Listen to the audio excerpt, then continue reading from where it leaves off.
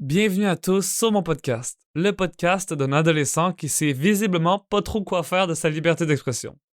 C'est un épisode pilote, je sais pas trop où je m'en vais, mais si vous avez envie d'entendre un prépubère donner son avis simpliste et sans valeur, je pense que vous êtes tombé au bon endroit. Alors prenez place et bienvenue dans le podcast qui a toujours pas de nom.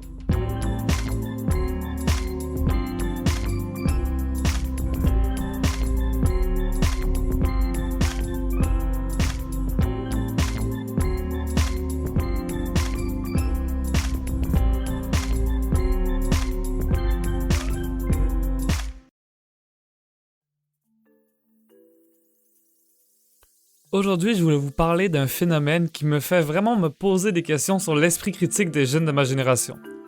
Alors, je prends pour acquis que vous êtes au courant des événements des dernières semaines entourant le mouvement Black Lives Matter et des protestations qui en ont résulté. Suite à ça, évidemment, les médias sociaux s'en sont emparés. Ça m'a pas surpris.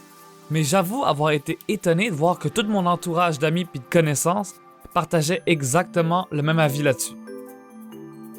Mais là où j'ai vraiment réalisé qu'il y avait un problème, c'est quand j'ai vu de fausses informations, purement et simplement relayées par tout le monde.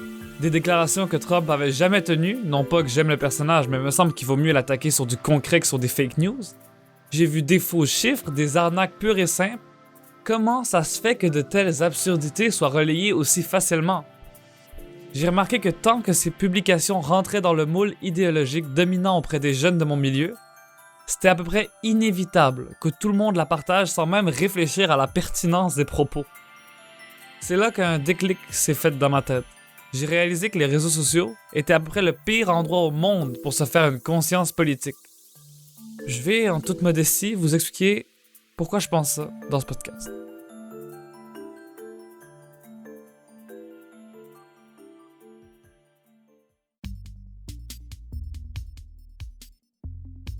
Premier point, c'est l'algorithme des plateformes.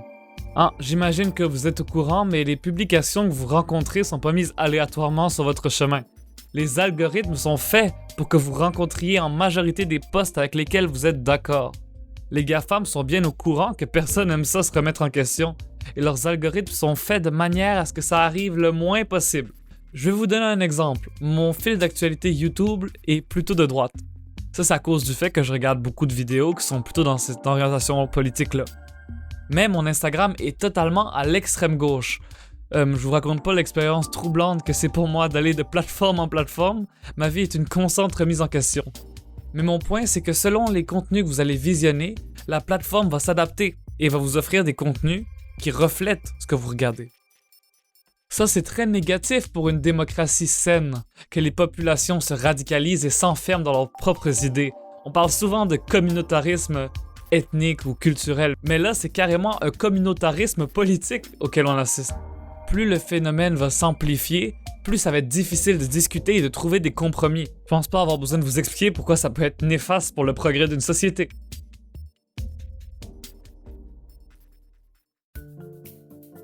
Deuxième point, les réseaux sociaux, c'est le règne des petites phrases. Je vais prendre un exemple, All cops are bastards. En français, ça donne tous les policiers sont des salauds. Vous pouvez trouver que ça brille pas par sa nuance, mais pourtant ce court slogan est partagé partout à travers l'Internet. C'est pas parce que ça révèle une vérité particulièrement pertinente au débat, mais parce que c'est choc, c'est court, c'est simple, et ça qu'on défile frénétiquement un fil d'actualité, c'est vital. Un mot-clé choc a plus de chances de se faire partager qu'une réflexion de Foucault sur le postmodernisme, ou même qu'une réflexion sourcée d'un grand intellectuel. Moi je dis, on assiste à une journal de montréalisation de la pensée chez les jeunes, où on privilégie les titres accrocheurs à une véritable réflexion intelligente et fondée. Alors certes, la nuance n'a jamais été le propre de la jeunesse, mais les réseaux sociaux en exacerbent véritablement les mauvais côtés. Ces petites phrases sont dangereuses parce qu'elles transforment le débat politique en simple référendum. Soit t'es pour, soit t'es contre, ce qui contribue à transformer les dialogues en polémiques.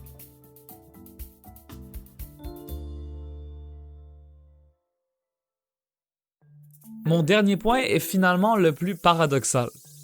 Les réseaux sociaux finissent par brimer la liberté d'expression. La désinformation endémique sur le net, couplée à une radicalisation des idées qu'entraînent les médias sociaux et leurs algorithmes, donne vie à une stigmatisation des idées minoritaires. Je parle pas forcément de choses absolument scandaleuses et polémiques. Par exemple, moi je sais que dire être pour la loi 21 dans mon entourage sur les réseaux sociaux, c'est quelque chose d'extrêmement controversé. Pour l'avoir déjà expérimenté, j'ai reçu des insultes, des menaces, on m'a bloqué, donc c'est un climat très propice à la culpabilisation des idées marginales. Bien sûr, appuyer la loi 21, c'est pas marginal à la grandeur du Québec, mais ce l'est quand on regarde chez les jeunes Montréalais du centre-ville. Ça, je peux vous l'assurer. Je suis pas un vieux mononcle qui vient s'indigner qu'on peut plus rien dire. Au contraire, Internet m'offre une plateforme pour m'exprimer. Ce que je crains, c'est que cette liberté soit réduite d'année en année, à cause de plateformes s'aseptisant de plus en plus. Récemment, en France, le gouvernement a voulu appliquer un projet de loi limitant la liberté d'expression sur les réseaux sociaux. La loi fut heureusement jugée inconstitutionnelle, mais il y a fort à parier que ce n'est pas la dernière fois qu'un gouvernement voudra limiter la parole sur le net. Et ça peut se comprendre quand on voit la radicalisation de certaines franges de la société qui, grâce aux médias sociaux, s'organisent de manière plus efficace. La structure de ces plateformes joue un rôle crucial dans ce phénomène.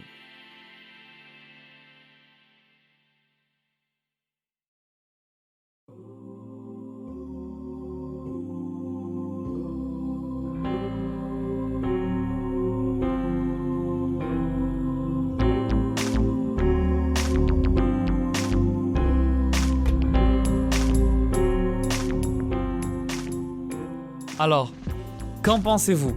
Les réseaux sociaux sont-ils une plateforme parfaite pour le dialogue ou au contraire, un vilain piège de la modernité? C'est à vous de juger. Nous, on se revoit ou bien on se réentend la semaine prochaine pour le podcast qui a toujours pas trouvé son nom.